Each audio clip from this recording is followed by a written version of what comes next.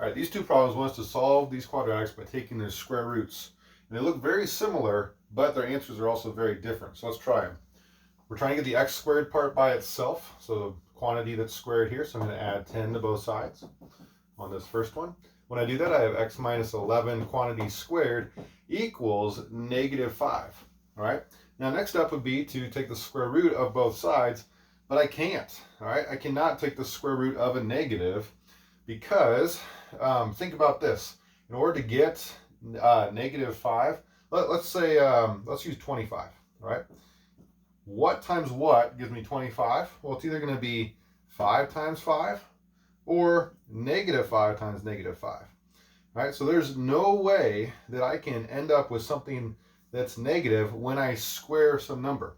All right, so this will not work, and therefore the answer is no solution. Not take the square root of a negative. This other one, though, when I add 4 to the other side, now I get x minus 3 quantity squared equals positive 4. That's good. It's a positive because when I take the square root, I'm going to get a real solution. X minus 3, the square root and the square cancel, equals plus or minus 2.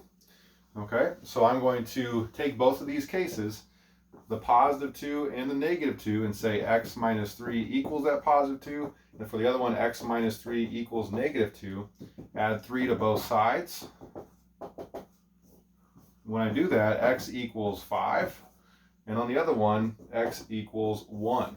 And those are your two solutions.